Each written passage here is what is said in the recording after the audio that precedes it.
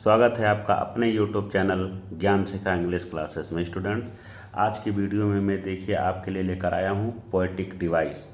हम लोग लिटरेचर में पोएटिक डिवाइस देखते हैं, ठीक है, मतलब काव्यगत सौंदर्य कि राइटर ने अपने काव्य में जो रचना करता है उसमें कौन कौन से साहित्यिक सौंदर्य का उपयोग करता है। आज उसी को हम लोग डिस्कस करेंगे, ठीक है।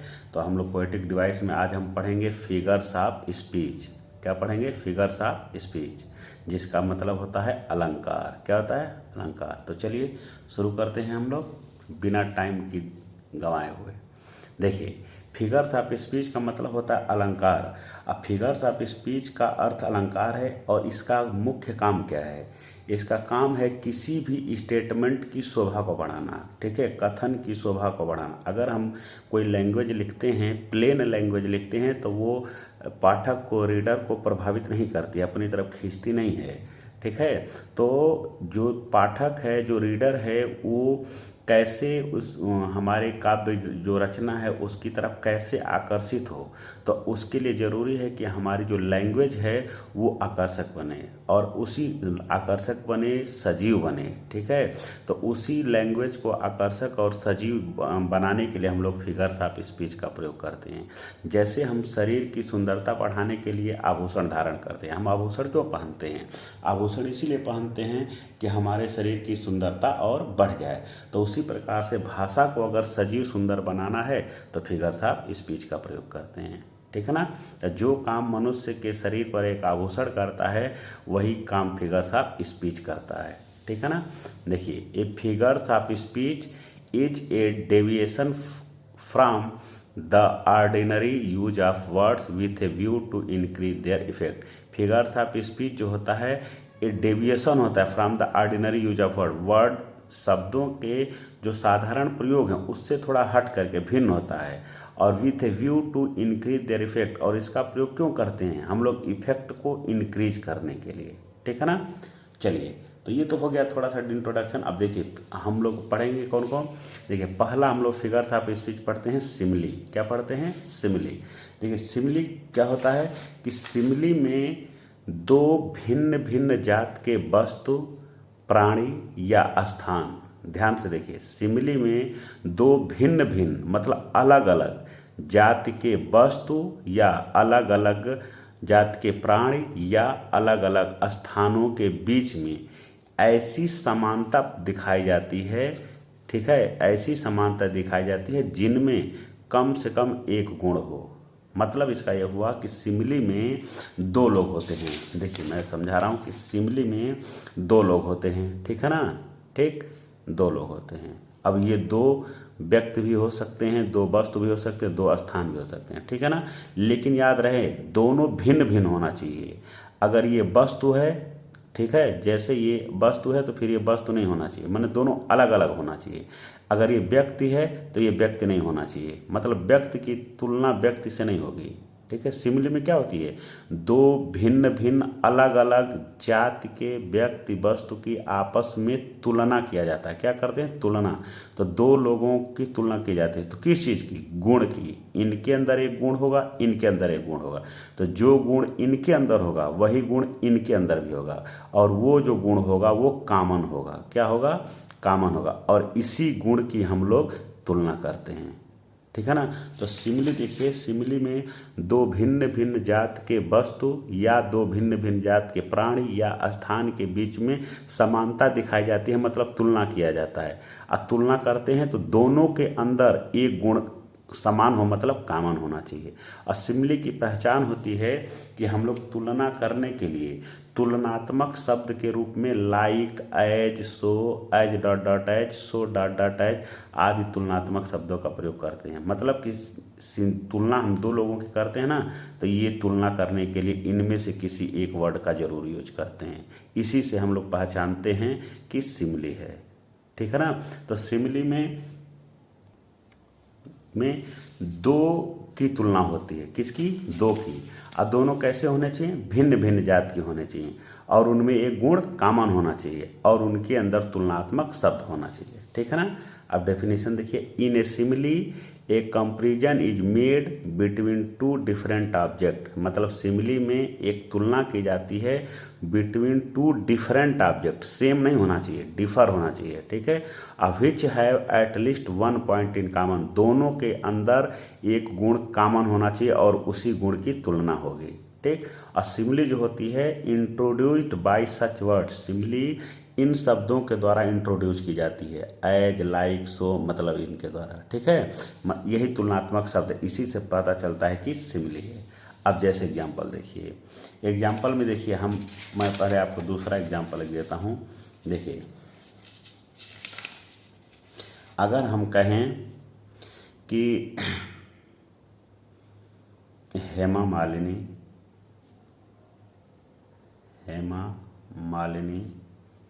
Is as beautiful as Katrina,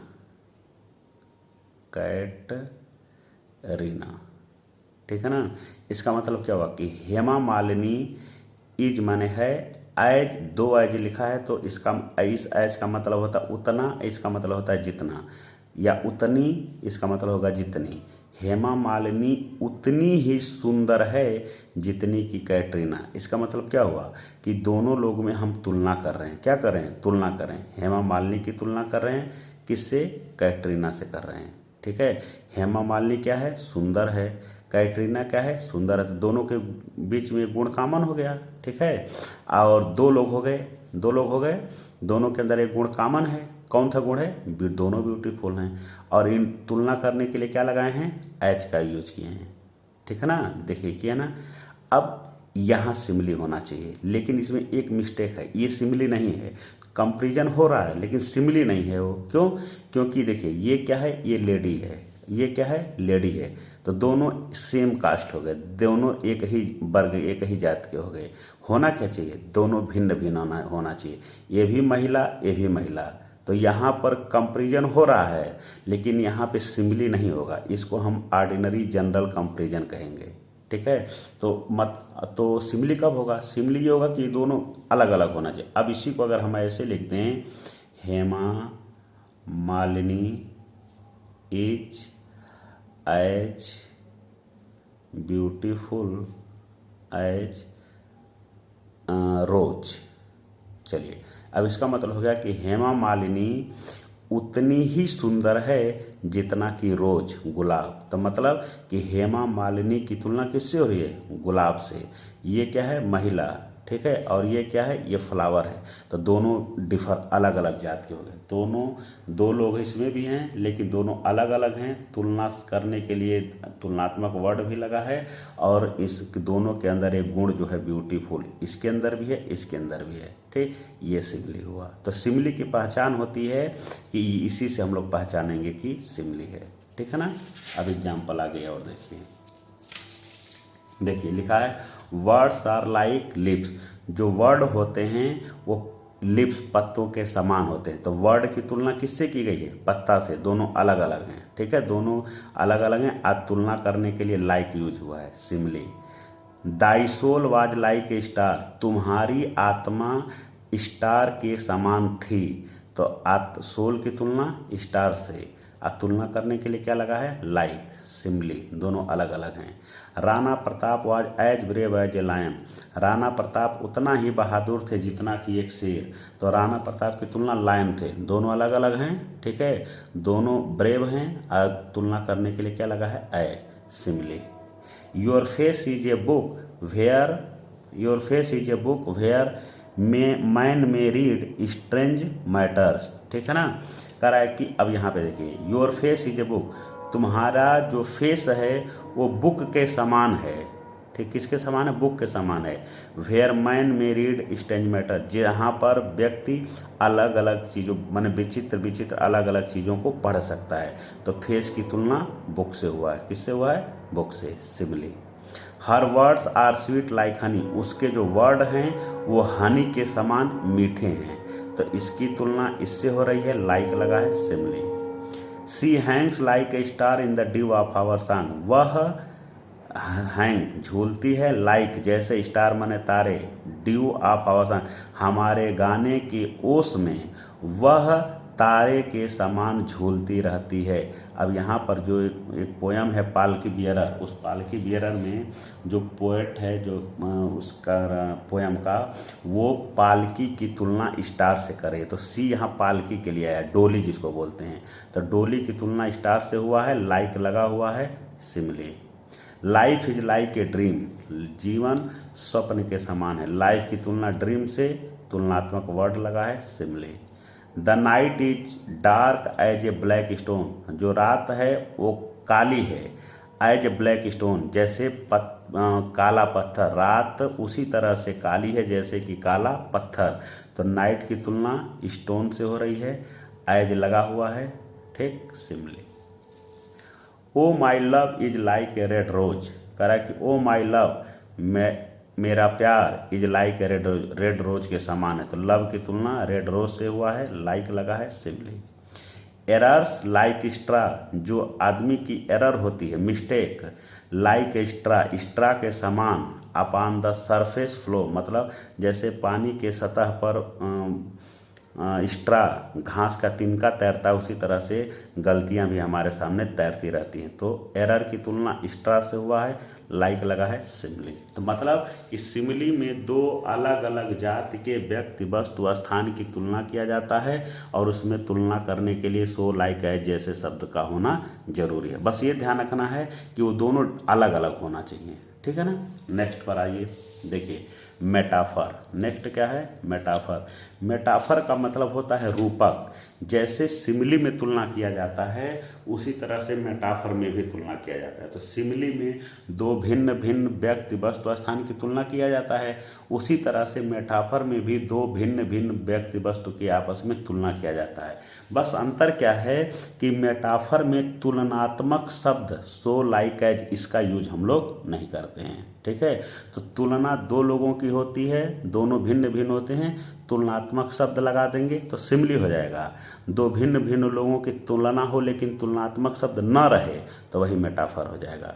simile metaphor में देखिए तुलना जब बहुत ज़्यादा हो जाती है, बहुत ज़्यादा का मतलब इतनी ज़्यादा समानता होती है कि हम दोनों को सेम मान लेते हैं। जैसे हम कहते हैं कि राम शेर के समान है, तो इसका मतलब क्या हुआ कि राम की तुलना हम शेर से कर रहे हैं। इसी बात को हम अगर ऐसे कह देंगे कि राम शेर है, तो राम शेर है का मतलब क्या हुआ, राम शेर के समान है, बात वही हुआ, बस अंतर ये कि समान शब्द हटा लिया गया है, ठीक है ना। तो सिमिली में बताया जाता है कि एक वस्तु दूसरे के समान है, लेकिन मेटाफर में बताया जाता है कि एक वस्तु दूसरे के समान नहीं है बल्कि एक वस्तु दूसरी ही है, दोनों एक हैं। मेटाफर में क्या कहा जाता है, दोनों एक हैं, और सिमिली में दोनों को अलग अलग बताया जाता है, ठीक है ना। तो मेटाफर में भी दो लोगों की तुलना की जाती है, अंतर यही है कि इसमें सो लाइक एज इन जैसे शब्दों का यूज नहीं होता है। ये डेफिनेशन है, देखिए in a metaphor two things of different kinds are compared. Metaphor में दो भिन्न भिन्न प्रकार के वस्तुओं की तुलना की जाती है, but words of comparison are not used at all, लेकिन इसमें तुलनात्मक वर्ड का प्रयोग नहीं होता है। चलिए देखिए लिखा है लाइफ इज ए ड्रीम, जीवन एक स्वप्न है। लाइफ की तुलना ड्रीम से हो रहा है, ठीक है। इसमें देखिए तुलनात्मक शब्द नहीं लगा है। लिखा है लाइफ इज ए ड्रीम, जीवन स्वप्न है। इसके कहने का मतलब है कि जीवन स्वप्न की तरह होता है।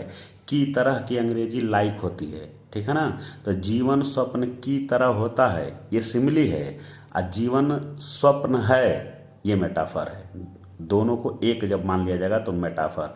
तो देखिए दो इसमें है, कंपेरिजन हो रहा है, बस कंपेरिजन वर्ड नहीं लगा है, metaphor. Life is not a bed of roses, जीवन फूलों की सेज नहीं है। तो लाइफ की तुलना बेड ऑफ रोज से हो रहा है, कंपेरिजन का वर्ड नहीं लगा है, ये आपका मेटाफर है, ठीक है ना। Camel is the ship of the desert, camel रेगिस्तान का जहाज होता है। तो कैमिल की तुलना किससे हो रहा है, शिप ऑफ द डेजर्ट से हो रहा है, ठीक। बस कंपेरिजन करने के लिए की तरह जैसे ऐसे शब्द का यूज नहीं किया गया है, ठीक है ना, ठीक। अगर यही ऐसे रहता कि कैमिल इज देखिए दोनों को मैं एक बार बता देता हूँ। देखिए दोनों में डिफरेंस क्या है कि जो सिमिली होती है, सिमिली को मेटाफर, मेटाफर को सिमिली बनाया जा सकता है। लिखा है life is like a dream, जीवन स्वप्न के समान है। तो लाइफ की तुलना किससे हो रही है? ड्रीम से। कंपेरिजन हो रहा है, कंपेरिजन के लिए कौन सा वर्ड हुआ? लाइक, ये सिमिली है। अगर इसी लाइक को हम हटा दें तो क्या बनेगा? लाइफ इज ए ड्रीम, यही मेटाफर हो जाएगा। ठीक, कंपेरिजन वर्ड जोड़ देंगे तो सिमिली, हटा देंगे तो मेटाफर हो जाएगा। ठीक है, ये कह रहा है life is like a dream, जीवन स्वप्न के समान है, ये सिमिली है। और मेटाफर में दोनों को एक मान लिया जाता है कि जीवन ही स्वप्न है। Mohan fought like a lion, Mohan शेर के समान लड़ा। ठीक, तो मोहन की तुलना लायन से हो रही है, कंपेरिजन वर्ड लगा है सिमिली। इसको हटा देंगे तो हो जाएगा कि मोहन शेर के समान लड़ा नहीं, बल्कि लड़ाई में मोहन शेर था। तो Mohan was a lion in the fight, ये मेटाफर हो गया। ठीक, दोनों को जब एक मान लेंगे तो वही आपका क्या हो जाएगा? मेटाफर। और सिमिली को मेटाफर, मेटाफर को सिमिली बनाया जा सकता है। ठीक, देखिए अगर इसी को लिख दिया जाए camel is like the ship of desert, मतलब कि कैमिल रेगिस्तान के ऊंट के जहाज की तरह होता है, तो ये सिमिली हो जाएगा। लाइक हटा लीजिए, metaphor. Whose conscience is his strong retreat, जिसकी अंतरात्मा उसकी शरणार्थली है, मतलब कि जिसकी अंतरात्मा उसकी शरणार्थली के समान है। इसका कहने का मतलब ये है अंतरात्मा को शरणार्थली मान लिया है, ये मेटाफर है। अभी यहीं लाइक जोड़ देंगे, सिमिली हो जाएगा। Our eldest son is the star of the family, हमारा सबसे बड़ा लड़का हमारे परिवार का स्टार है। हमारे परिवार के स्टार के समान नहीं है, बल्कि स्टार है, ये मेटाफर है। इसी को अगर लाइक कर देंगे ठीक तो सिमिली बन जाएगा। देखिए life is but A walking shadow, जीवन चलती फिरती छाया है। ठीक है ना, तो लाइफ की तुलना वॉकिंग शैडो से हुआ है। तुलना करने के लिए लाइक सो लगा है नहीं, ये मेटाफर है। अभी लाइक जोड़ देंगे तो सिमिली बन जाएगा। Whose armour is his honest thought, मतलब जिसका रक्षा कवच उसका ईमानदारी भरा विचार है, मतलब कि जिसका ईमानदारी भरा विचार ही उसकी रक्षा कवच के समान है। इसका मतलब कि यहाँ पर ऑनेस्ट थॉट की तुलना आर्मर से किया जा रहा है। ठीक, बस उसमें तुलनात्मक शब्द लाइक नहीं लगा। अब इसी में लाइक जोड़ दे, मेटाफर सिमिली बन जाएगा। Sardar Patel was a man of iron will, Sardar Patel थे मैन ऑफ आयरन विल, थे दृढ़ निश्चयी व्यक्ति थे। तो सरदार पटेल की तुलना किससे हो रही है? आयरन से। किससे हो रही है? आयरन। तुलनात्मक नहीं लगा है, क्या हो गया? Metaphor. Pandit Nehru was pillar of modern India, Pandit Nehru आधुनिक भारत के पिलर थे। तो पिलर थे मतलब पंडित नेहरू की तुलना पिलर से हो रही है, कंपेरिजन हो रहा है, कंपेरिजन वर्ड नहीं लगा है, मेटाफर। ठीक है ना। देखिए और मेटाफर में हम मेटाफर को देखिए नाउन से दर्शाया गया है। ये पिलर क्या है? नाउन। पंडित नेहरू की तुलना पिलर से किया गया, पिलर क्या है? नाउन। ठीक, मेटाफर को हम एडजेक्टिव से भी बता सकते हैं। This is a golden chance, ये सुनहरा अवसर है। गोल्डन इस चांस को क्वालिफाई कर रहा है। ठीक है, तो इसका मतलब क्या? यह गोल्डन चांस है, सुनहरा अवसर है, मतलब यह अवसर गोल्ड के समान है, कहने का मतलब ये है। लेकिन गोल्ड के समान नहीं कह रहा है, कह रहा है कि गोल्ड है, ये आपका मेटाफर हो गया। ठीक है ना, ये देखिए मेटाफर है। ठीक है, there was a dead silent, dead silent. ठीक है, डेड साइलेंट। ठीक, यहाँ पर आपका क्या है? मेटाफर है। ठीक, आगे देखिए he was blowing his own trumpet. ठीक है, ये देखिए यहाँ मेटाफर वर्ब से, तो मेटाफर को नाउन से दर्शा सकते हैं, एडजेक्टिव से भी दर्शा सकते हैं और वर्ब से भी, कि he was blowing his own trumpet, वह अपनी सफलता का ढिढोरा पीट रहा है। आ समझ में ना? ठीक है, तो यहाँ पर देखिए मेटाफर है। देखिए the news was a daggers to his heart, ये जो न्यूज था उसके लिए एक खंजर था। ठीक है, तो न्यूज खंजर था मतलब खंजर के समान घातक था। तो तुलना किया जा रहा है, तुलनात्मक वर्ड नहीं लगा है, metaphor. I see a lily on thy brow, मैं देख रहा हूँ कि तुम्हारा माथा ठीक है, एक जो लवर है अपनी प्रेमिका के लिए कह रहा है कि मैं देख रहा हूँ कि तुम्हारा माथा, आई see a lily on thy bro, कि मैं तुम्हारे माथे पर लिली, लिली सफ़ेद फूल होता है, मैं तुम्हारे माथे पर सफ़ेद लिली देख रहा हूँ। ये इसका मीनिंग नहीं होगा। इसका मीनिंग ये है कि मैं देख रहा हूँ कि तुम्हारा माथा लिली के समान सफ़ेद हो गया है। ठीक है ना। तो ब्रो की तुलना लिली से किया जा रहा है, तुलनात्मक वर्ड नहीं लगा है, metaphor. Kalidas is the Shakespeare of India, Kalidas Bharat के शेक्सपियर हैं। कालिदास क्या हैं? भारत के शेक्सपियर हैं। अब कालिदास भारत के शेक्सपियर हैं, दोनों को एक मान लिया गया है, metaphor. Life is a tale told by an idiot, जीवन एक कहानी है, तो लाइफ की तुलना टेल से किया गया है। जीवन कहानी के समान नहीं है, जीवन कहानी है, मेटाफर। ठीक, अगर आपको वीडियो समझ में आ रहा है, पसंद आ रहा है, तो आप भी लाइक करिए और एक अच्छा सा कमेंट करिए।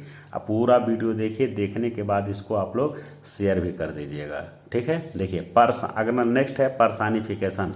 पर्सनिफिकेशन का मतलब होता है मानवीकरण।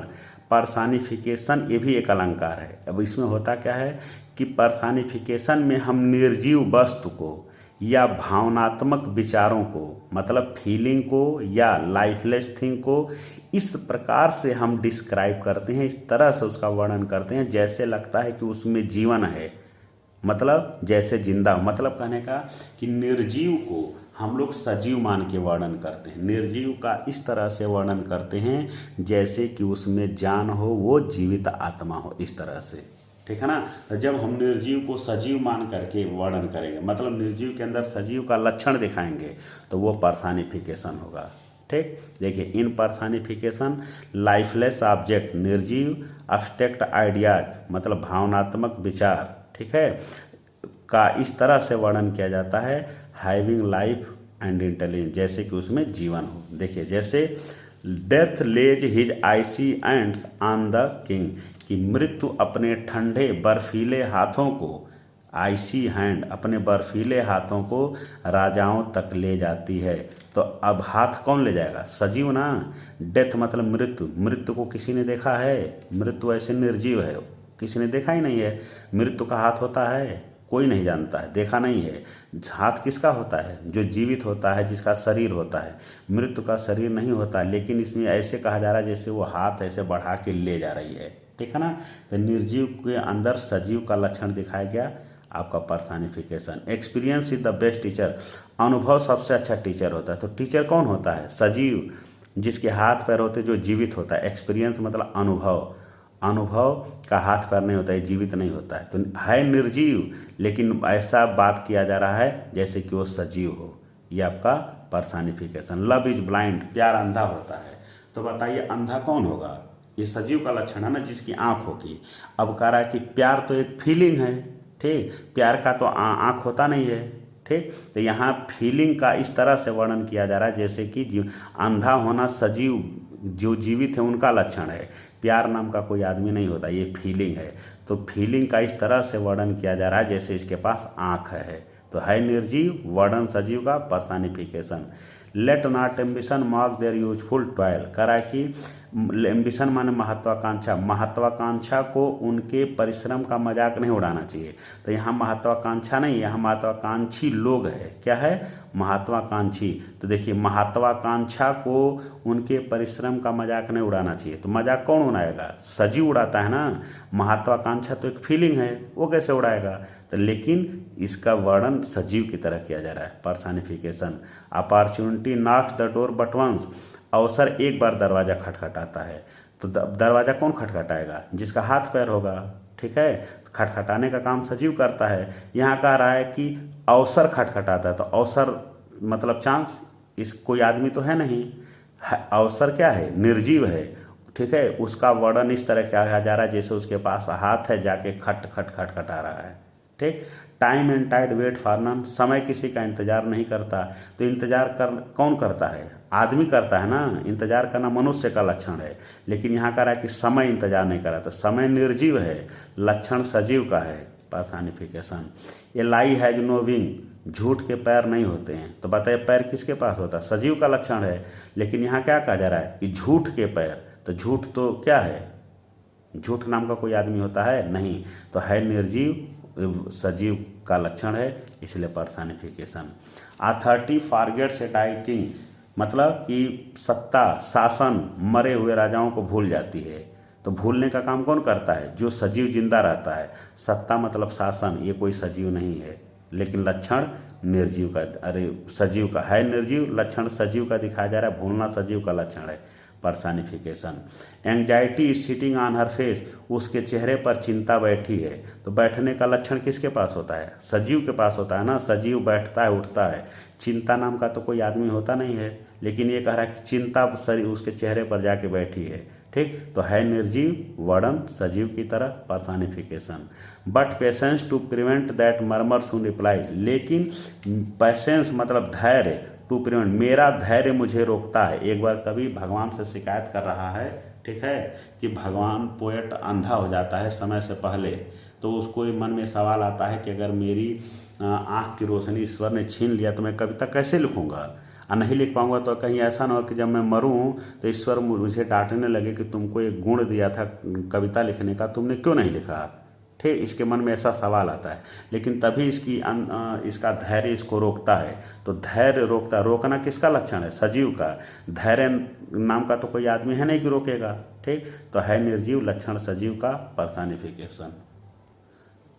चलिए देखिए, तो जब हम निर्जीव को सजीव मान के वर्णन करते हैं तो पर्सनिफिकेशन होता है। उसी में एक लाइन जोड़ दीजिए कि निर्जीव को, मतलब निर्जीव को जो अनुपस्थित हो, जो मतलब मौजूद न हो, ठीक है, उनको हम सजीव मानेंगे। निर्जीव को, मृतक को सजीव मान करके वर्णन करेंगे तो पर्सनिफिकेशन हो जाएगा। लेकिन हम किसी मृतक को जो मर चुका है, अनुपस्थित, जो उपस्थित न हो, अगर उसको हम सजीव माने, क्या माने? सजीव, और सजीव मान के उसको संबोधित करें, केवल सजीव मानेंगे तो पर्सनिफिकेशन, और सजीव मान करके उसको संबोधित करें मतलब उसको पुकारें तो वो एपॉस्ट्रॉफी हो जाता है, संबोधन। ठीक है, तो एपॉस्ट्रॉफी में कोई मृतक अनुपस्थित मानवीय गुण वाले वस्तु, ठीक है, माने ऐसी वस्तु जिसके अंदर मानव का गुण हो या विचार के प्रति संबोधन होता है। मतलब कुल मिला के कि निर्जीव को सजीव मान के वर्णन करेंगे तो पर्सनिफिकेशन हो जाएगा, और निर्जीव को या मरे हुए को सजीव मान करके उसको पुकारेंगे तो वही एपॉस्ट्रॉफी हो जाएगा। एपॉस्ट्रॉफी का पहचान होता है, उसमें एक्सक्लेमेशन का मार्क या ऐसे कामा का यूज होता है। देखिए, an apostrophe is a direct address, apostrophe सीधा संबोधन होता है टू डेड, मरे हुए को, मतलब मरे हुए को बुलाया जाता है। टू द एब्सेंट, जो मौजूद नहीं है उसको बुलाया जाता है। ठीक है, या कोई पर्सनिफाइड किसी को किया गया है, किसी के अंदर सजीव का लक्षण बताया गया है, उसको अगर हम एड्रेस करते हैं, संबोधित करते हैं तो वो एपॉस्ट्रॉफी है। ओ वर्ड, ओ लाइफ, ओ टाइम, हम लोग देखिए वर्ड सब निर्जीव हैं, है ना। हम लोग क्या करें? हे संसार, तो हम लोग हे का प्रयोग कब करते हैं? जब बुलाना रहता है किसी को, तो हम भगवान की प्रार्थना करते हैं तो कहते हैं हे भगवान मेरी रक्षा करो। तो हे भगवान, हम भगवान को पुकार रहे हैं। ये पुकारना मतलब संबोधन करना। ठीक, तो उसी तरह हे संसार, संसार को संबोधित कर रहा है। हे जीवन, जीवन को संबोधित कर रहा है। हे समय, ठीक, ये एपॉस्ट्रॉफी है। देखिए ये पहचान है। सरदार पटेल, देखिए मर चुके हैं, अब मृत को अब क्या कहा जाए? Sardar Patel thou shouldst be living at this hour, कह रहा है कि काश आज आप होते, कह रहा है कि सरदार पटेल काश कि आज होते। तो मर चुके हैं लेकिन आज उनको पुकारा जा रहा है, एपॉस्ट्रॉफी लगा है। ठीक, चलिए ब्रेक ब्रेक ब्रेक, देखिए कामा लगा है, apostrophe. Frailty thy name is woman, हे कमजोरी तुम्हारा नाम औरत है। तो फ्राइल्टी कमजोरी क्या है? तो फीलिंग है। ठीक, उसको यहाँ संबोधित किया गया है, संबोधन का चिन्ह लगा है, एपॉस्ट्रॉफी। फिर देखिए एक्सल्ट ओसोर एंड रिंगो बेल्स। ठीक, जब कैप्टन है, ठीक है, कैप्टन अब्राहम लिंकन के बारे में एक कविता लिखी गई है जिसमें से वो कहीं युद्ध होता है, युद्ध में जीत करके कैप्टन जहाज वापस आ रही है लेकिन जहाज का कैप्टन मर चुका है। ठीक है, तो पोएट वहाँ पे, और उसका कैप्टन मर चुका है जहाज पे, उसकी बॉडी आ रही है और उसको देखने के लिए पूरा समुद्र के किनारे भीड़ लगा हुआ है, ठीक है ना। सारे लोग अपना, सारी पब्लिक उसका स्वागत करने के लिए, कैप्टन का युद्ध में विजय हो गया है लेकिन डेथ हो गई है, आ रहा है तो उसका स्वागत करने के लिए पब्लिक खड़ी है। अब वहीं पे पोएट बहुत दुखी है, वो कह रहा है कि एक्सल्ट, खुशी मनाओ, ओ शोर, शोर माने किनारा, तो किनारा थोड़े खुशी में, किनारा माने समुद्र का किनारा, तो कह रहा कि ओ शोर, हे किनारा, तो किनारा नहीं, किनारे पर खड़े लोग खुशियाँ मनाओ, ठीक है। तो देखिए यहाँ पे शोर मतलब किनारे को संबोधित किया गया, निर्जीव को सजीव मान के संबोधित करें, ये पहचान है इसकी। अगर कहीं ऐसे लगा है तो इसका मतलब वो एपॉस्ट्रॉफी है, ठीक। ऑक्सीमोरन देखिए, नेक्स्ट है ऑक्सीमोरन। ऑक्सीमोरन का मतलब होता है विरोधाभास। विरोधाभास का मतलब हो गया है, देखिए कि ऑक्सीमोरन में दो विरोधी अर्थ वाले शब्दों को एक लाइन दिया रहेगा, एक लाइन, और उसी में दो अपोजिट वर्ड रहेगा, एक दूसरे के अपोजिट रहेंगे, ठीक है ना। ऑक्सीमोरन में दो विरोधी अर्थ वाले शब्दों को एक ही स्टेटमेंट में कहा जाता है, एक लाइन रहेगी, उसी में दो अपोजिट वर्ड रहेंगे, ठीक, वो ऑक्सीमोरन हो जाएगा। देखिए oxymoron is the combination of the two words of opposite meaning. कम जो ऑक्सीमोरन होता है, दो अपोजिट मीनिंग वर्ड वाले शब्दों का एक कॉम्बिनेशन होता है, ठीक है ना। एग्जाम्पल देखिए, चलिए थोड़ा फास्ट इसलिए बोलें क्योंकि वीडियो बहुत बड़ी हो जाती है, ठीक है ना। तो आप लोग समझने का प्रयास करिए, लाइक करिए, कमेंट करिए और इसको खूब ज़्यादा से ज़्यादा शेयर करिए। देखिए, Anjali is the wisest fool of her class. Anjali अपने क्लास की सबसे बुद्धिमान मूर्ख, ठीक। तो देखिए, फूल मतलब मूर्ख और वाइजेस्ट मतलब बुद्धिमान, दो अपोजिट मीनिंग के वर्ड हैं एक ही सेंटेंस में, oxymoron. The naughty boy is cunningly simple. शरारती लड़का कनिंगली माने धूर्त, सिंपल मतलब सीधा साधा। तो जो धूर्त है वो सिंपल नहीं हो सकता, जो सिंपल है वो धूर्त नहीं हो सकता।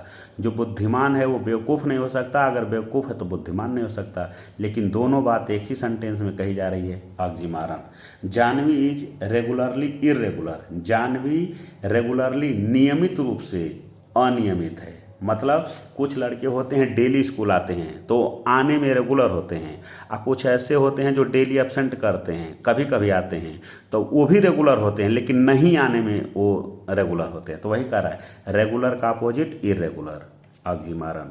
My life is an open secret. मेरा जीवन खुला रहस्य है।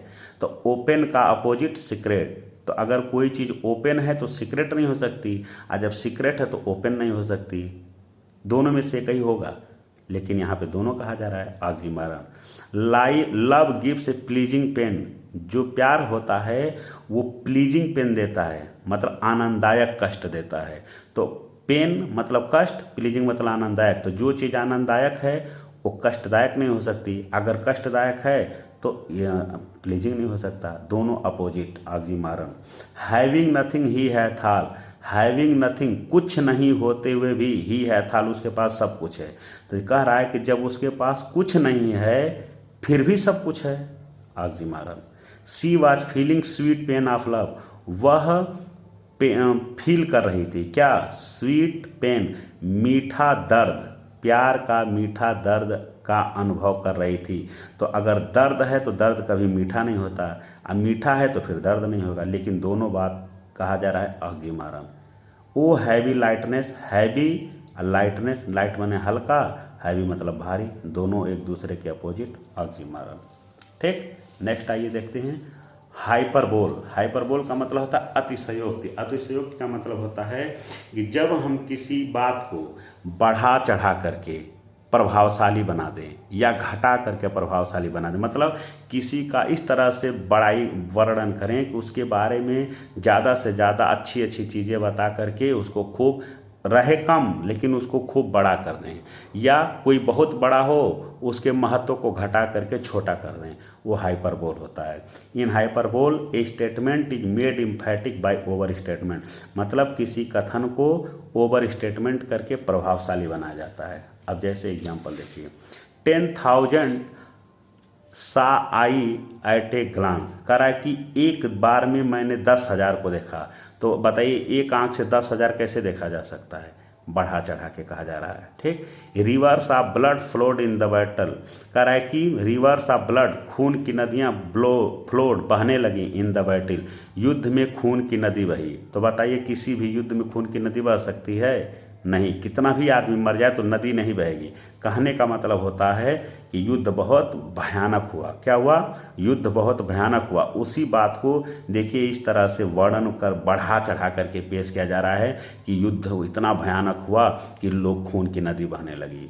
सी वेप्ट ओशियन ऑफ टीयर, वो इतना रोई कि समुद्र भर गया।